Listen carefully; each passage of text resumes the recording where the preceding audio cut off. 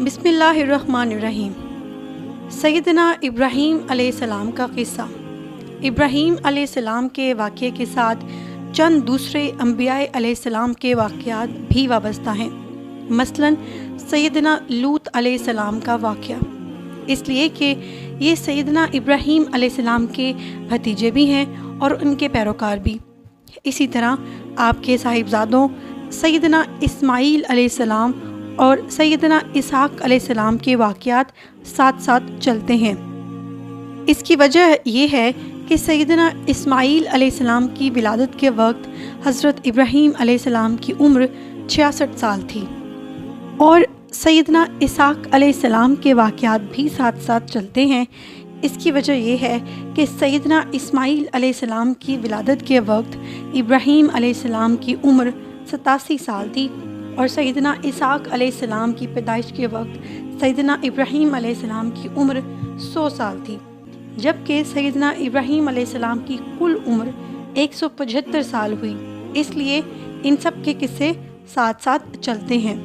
تو آئیے شروع کرتے ہیں قصہ حضرت ابراہیم علیہ السلام کا۔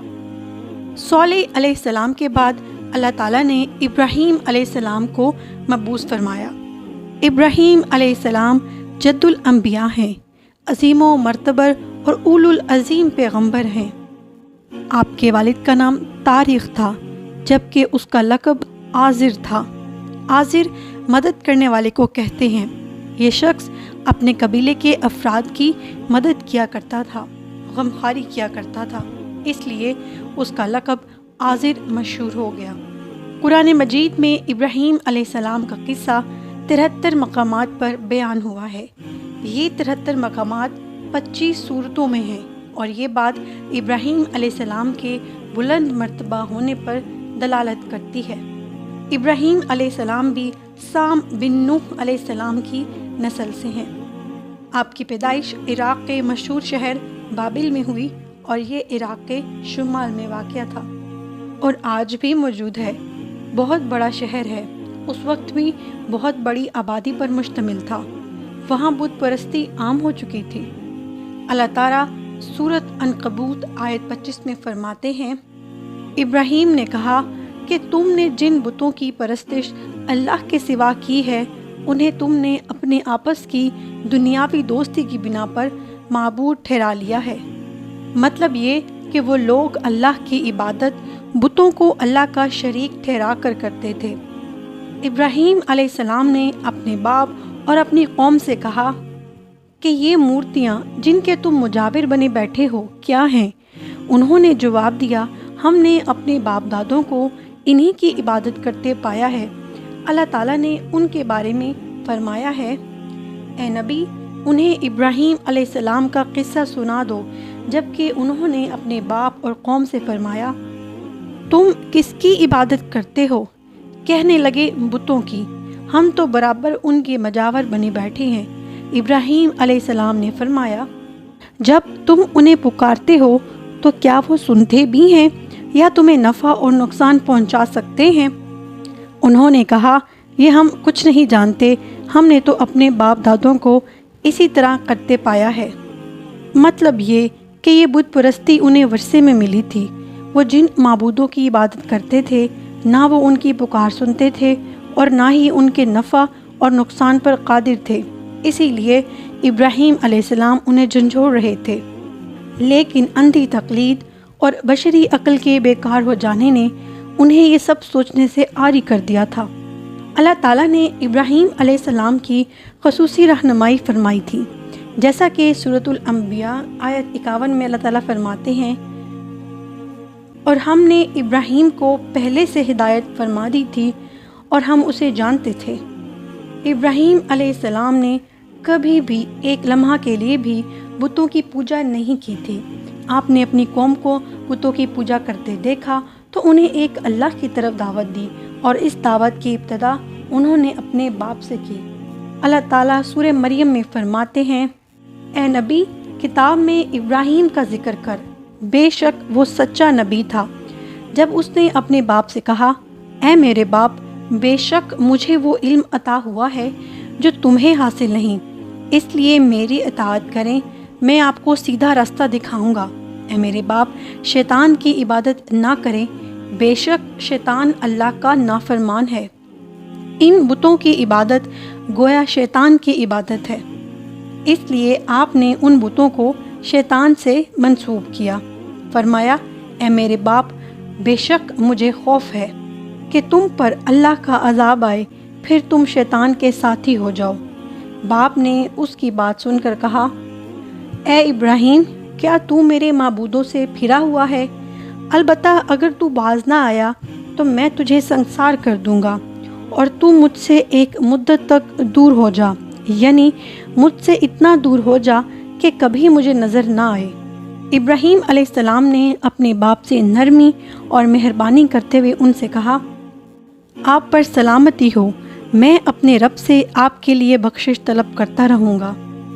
لیکن جب بعد میں ان پر واضح ہو گیا کہ وہ تو اللہ کا دشمن ہے، تو ابراہیم علیہ السلام اس سے بے تعلق ہو گئے۔ سورہ توبہ آیت 114 میں اللہ تعالیٰ فرماتے ہیں، اور ابراہیم کا اپنے والد کے لیے بخشش طلب کرنا ایک وعدے کی وجہ سے تھا، وہ جو اس سے کر چکے تھے، لیکن جب انہیں معلوم ہو گیا کہ وہ اللہ کا دشمن ہے تو اس سے بیزار ہو گئے۔ بے شک ابراہیم بڑے نرم اور تحمل والے تھے۔ کسی ایماندار کے لیے جائز نہیں کہ وہ کسی کافر کے لیے دعائے مغفرت کرے، بلکہ مومن پر حرام ہے کہ وہ کسی کافر یا عیسائی وغیرہ کے لیے مغفرت طلب کرے یا اسے یہ کہے کہ اللہ تجھ پر رحم کرے۔ ابراہیم علیہ السلام کے والد نے انہیں دھمکی دی کہ اگر تم اس دعوت سے باز نہ آئے تو میں تمہیں سنسار کر دوں گا۔ اس کے جواب میں ابراہیم علیہ السلام اپنے والد کے ساتھ انتہائی شفقت سے پیش آئے اور ان سے کہنے لگے، میں آپ کے لیے اپنے رب سے استغفار کرتا رہوں گا، یہ اس لیے کہ آپ اپنے والد پر بے حد مہربان تھے۔ اسی لیے اللہ تعالیٰ بھی ابراہیم علیہ السلام پر بے حد مہربان تھے اور آپ کا لقب خلیل الرحمن رکھ دیا گیا۔ خلت محبت کا وہ انتہائی درجہ ہے جس کے ساتھ دل محبت سے بھر جاتا ہے، یعنی وہ بہت سے لوگوں سے بڑھ کر اللہ تعالیٰ کو محبوب تھے۔ والد کے سخت جواب کے بعد ابراہیم علیہ السلام نے ان سے علیحدگی اختیار کر لی اور انہیں مخاطب کر کے فرمایا، میں تمہیں چھوڑتا ہوں اور جنہیں تم اللہ کے سوا پکارتے ہو ان کو بھی چھوڑتا ہوں۔ میں اپنے رب کو پکاروں گا، مجھے امید ہے میں اپنے رب کو پکار کر محروم نہیں رہوں گا۔ آپ اللہ تعالیٰ کے پیارے اور پسندیدہ نبی تھے۔ جب آپ نے اپنی قوم کو توحید کی دعوت دی، اس وقت آپ نوجوان تھے، آپ کی عمر 16 سال تھی۔ ساتھ ہی آپ اس بات کی غور و فکر بھی کرتے تھے کہ آخر یہ لوگ بتوں کی پوجا کیوں کرتے ہیں۔ آپ کا دل ان کے شرک پر بہت کڑتا تھا۔ آخر آپ نے مصمم ارادہ کر لیا کہ اس شر اور فساد کی جڑ کو کاٹ کر رہیں گے، یعنی ان بتوں کو توڑ کر رہیں گے۔ آپ اپنی قوم کو بتوں کو توڑ دینے کی دھمکی دیتے رہے۔ اس دھمکی کا ذکر اللہ تعالیٰ نے سورۃ الانبیاء آیت 57 میں کیا ہے، اور اللہ کی قسم میں تمہارے بتوں کا علاج کروں گا جب تم پیٹ پھیر کر جا چکے ہوگے۔ یہ بات ابراہیم علیہ السلام نے پوشیدہ نہیں اعلانیہ کہی تھی۔ آخر انتظار کا وقت ختم ہوا، عید کا دن آ چکا تھا۔ عید کے دن وہ لوگ صبح سویرے گھر سے نکلنے سے پہلے کھانا پکا کر اپنے معبودوں کے سامنے رکھتے تھے، پھر شہر کے باہر ایک میدان میں جمع ہوتے، وہاں کھیلتے کودتے، خوشیاں مناتے، ناز سے چلتے پھرتے اور کھانا کھاتے۔ شام کو گھروں کی طرف آتے، صبح بتوں کے پاس جو کھانا رکھتے اس کو اٹھاتے اور تبرک سمجھ کر کھا جاتے۔ اپنے معمول کے مطابق انہوں نے عید کی تیاری کر لی، لیکن ابراہیم علیہ السلام تیار نہ ہوئے، اس لیے کہ وہ تو ان کے ساتھ جانے کا ارادہ ہی نہیں رکھتے تھے۔ وہ لوگ جانے سے پہلے ابراہیم علیہ السلام کے پاس آئے اور کہنے لگے، کیا آپ ہمارے ساتھ نہیں جائیں گے؟ سیدنا ابراہیم علیہ السلام نے آسمان کی طرف نگاہ کی اور فرمایا، میں بیمار ہوں۔ یہ تمام واقعہ سورۃ الانبیاء آیات 51 تا 58 میں بیان ہوا ہے۔ یقیناً میں نے ابراہیم کو پہلے سے ہدایت فرما دی تھی اور ہم اسے جانتے تھے، جبکہ اس نے اپنے باپ سے اور قوم سے کہا کہ یہ مورتیاں جن کے تم مجاور بنے بیٹھے ہو کیا ہیں؟ سب نے کہا ہم نے اپنے باپ دادوں کو انہی کی عبادت کرتے پایا ہے۔ آپ نے فرمایا پھر تو تم اور تمہارے باپ دادا سبھی یقیناً کھلی گمراہی میں مبتلا رہے۔ کہنے لگے کیا سچ مچ ہمارے پاس حق لائے ہیں یا یوں ہی مذاق کر رہے ہیں؟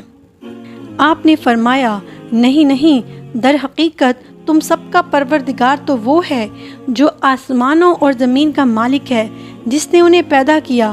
میں تو ایسی بات کا گواہ اور قائل ہوں، اور اللہ کی قسم میں تمہارے ان معبودوں کا علاج تمہاری غیر موجودگی میں کروں گا۔ بس اس نے ان سب کے ٹکڑے کر دیے، البتہ صرف بڑے بت کو چھوڑ دیا، یہ اس لیے کہ وہ سب اس کی طرف لوٹیں۔ ابراہیم علیہ السلام نے لوگوں کے ساتھ عید گاہ جانے سے انکار کر دیا اور عذر یہ پیش کیا کہ وہ بیمار ہیں۔ وہ لوگ آپ کو چھوڑ کر چلے گئے۔ بعد میں ابراہیم علیہ السلام ان بتوں کے پاس گئے، دیکھا کہ ان کے سامنے کھانا پڑا ہے۔ چونکہ سب لوگ کھانا لائے تھے اس لیے یہ کھانا بہت زیادہ تھا، لیکن ان جھوٹے معبودوں نے اس کو کھانا تو درکنار اس کو چھوا تک نہ تھا۔ ابراہیم علیہ السلام نے انہیں مخاطب کر کے کہا کہ اتنا کھانا تمہارے سامنے پڑا ہے، تم اس کو کھاتے کیوں نہیں؟ تمہیں کیا ہو گیا ہے کہ بات تک نہیں کرتے؟ پھر پوری قوت سے دائیں ہاتھ سے کلہاڑا مار کر ان کے ٹکڑے ٹکڑے کر دیے، لیکن بڑے بت کو چھوڑ دیا تاکہ سب اسی کی طرف رجوع کریں۔ تمام چھوٹے بتوں کو توڑ کر کلہاڑا اس بڑے بت کے کندھے پر رکھ دیا۔ مشرکین میلے سے لوٹے تو دیکھا ان کے سارے معبود اوندھے منہ ٹوٹے پھوٹے پڑے ہیں، ان کے تمام معبودوں کو توڑ دیا گیا تھا۔ وہ حیران رہ گئے کہ یہ کیسے ہو گیا، کس نے کیا؟ کہنے لگے یہ کام کس ظالم کا ہے، اس نے ہمارے معبودوں کی توہین کی ہے۔ اس وقت جن لوگوں نے ابراہیم علیہ السلام کا وہ کلام سنا تھا انہیں ان کا خیال آ گیا، کہنے لگے وہ نوجوان جس کا نام ابراہیم ہے اسے ہم نے اپنے بتوں کی مذمت کرتے سنا ہے۔ اللہ کی قدرت ابراہیم علیہ السلام کا جو مقصد تھا وہ خود بخود پورا ہو رہا تھا۔ قوم کے لوگ مشورہ کر رہے تھے کہ سب کو جمع کرو اور اسے بلاؤ، پھر اسے سزا دو۔ چنانچہ تمام اہل باطل چھوٹے بڑے جمع ہو گئے، کاروائی شروع ہو گئی۔ کہنے لگے اے ابراہیم، ہمارے معبودوں کے ساتھ یہ لگ حرکت تو نے کی ہے؟ ابراہیم علیہ السلام نے جواب دیا کہ یہ کام تو اس بڑے بت کا ہے، مجھ سے کیوں پوچھتے ہو؟ تم اپنے معبودوں سے کیوں نہیں پوچھتے کہ ان کے ٹکڑے کس نے اڑائے ہیں؟ ابراہیم علیہ السلام کا جواب سن کر وہ سب سوچ میں پڑ گئے، پھر کہنے لگے ہم نے بڑی غلطی کی، اپنے معبودوں کے پاس کسی کو حفاظت کے لیے نہیں چھوڑا۔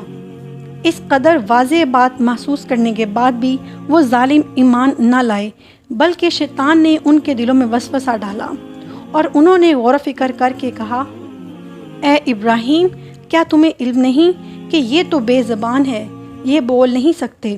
اب ابراہیم علیہ السلام نے فرمایا تب تو پھر تم اللہ کے سوا اس چیز کی عبادت کرتے ہو جو تمہیں کچھ بھی نفع نہ دے سکے اور نہ نقصان پہنچا سکے۔ تعجب ہے تم پر اور ان پر بھی جنہیں تم اللہ کے سوا پکارتے ہو، کیا تم میں بالکل بھی عقل نہیں؟ اس طرح ابراہیم علیہ السلام نے ان پر حقیقت خوب اچھی طرح واضح کر دی۔ ان سے فرمایا تم ان کی پوجا کرتے ہو جن کو تم خود تراشتے ہو، یعنی ان کا حال تو یہ ہے کہ تم نے ان کو خود اپنے ہاتھوں سے تراشا اور ان کی عبادت کرنے لگے، جبکہ تمہیں اور تمہاری بنائی ہوئی چیزوں کو اللہ نے ہی پیدا کیا ہے۔ ابراہیم علیہ السلام نے ایک کلہاڑے کی مدد سے ان سب بتوں کو تہس نہس کر دیا تھا۔ یہ اس بات کی واضح نشانی تھی کہ یہ بالکل بے بس ہیں، لیکن اس واضح نشانی کے باوجود وہ اپنے کفر پر ہی ڈٹے رہے اور لگے ابراہیم علیہ السلام کو دھمکیاں دینے لگے۔ کہنے لگے اس کے لیے ایک آتش کدہ بناؤ اور اسے اس دہکتی آگ میں ڈال دو۔ پھر ان لوگوں نے ایک چٹیل میدان کا انتخاب کیا جہاں مٹی نام کی کوئی چیز نہیں تھی۔ پھر اس میدان کو پتھروں کی باڑ کے ساتھ گھیر لیا گیا۔ پھر سب لوگوں کو حکم دیا گیا کہ وہ لکڑیاں جمع کر کے اس گھری ہوئی جگہ میں رکھ دیں۔ چنانچہ یہ سب لوگ لکڑیاں جمع کر کے وہاں لانے لگے، یہاں تک کہ عورتوں اور بچوں نے بھی اس کام میں بڑھ چڑھ کر حصہ لیا۔ میدان میں اتنی لکڑیاں جمع ہو گئیں کہ زمین نظر نہیں آتی تھی۔ یہ لکڑیاں زمین پر ایک اونچی دیوار محسوس ہوتی تھی۔ پھر ان لکڑیوں کو آگ لگائی گئی۔ جب آگ کے شعلے آسمان سے باتیں کرنے لگے تو انہوں نے ابراہیم علیہ السلام کو آگ میں ڈالنے کے لیے ایک جھولا تیار کیا۔ اس میں ابراہیم علیہ السلام کو رکھا گیا۔ اس وقت آپ نے یہ دعا پڑھی، حسبنا اللہ ونعم الوکیل، ہمیں اللہ کافی ہے اور وہی بہترین کارساز ہے۔ یہ کلمہ ہر محتاج اور مصیبت زدہ کو پڑھنا چاہیے۔ بخاری میں رسول اکرم صلی اللہ علیہ وآلہ وسلم نے فرمایا کہ یہ دعا ابراہیم علیہ السلام نے اس وقت پڑھی تھی جب آپ کو آگ میں ڈالا جانے لگا تھا۔ مطلب یہ کہ ہم اللہ ہی پر بھروسہ کرتے ہیں، اس کے سوا ہمارا کسی پر بھروسہ نہیں۔ بعض روایات میں یہ بھی ہے کہ جب ابراہیم علیہ السلام کو آگ میں ڈالا جانے لگا تو جبرائیل علیہ السلام آئے اور کہا، اے ابراہیم، کوئی حاجت ہے تو میں حاضر ہوں۔ ابراہیم علیہ السلام نے فرمایا، اگر تم اپنی مرضی سے آئے ہو تو مجھے تمہاری کوئی ضرورت نہیں۔ ایک دوسری روایت میں ہے کہ بارش کے فرشتے نے حاضر ہو کر کہا، اے ابراہیم، مجھے حکم دیجئے، میں بارش برسا کر اس آگ کو بجھا دوں گا، لیکن ایسی تمام روایات ضعیف ہیں۔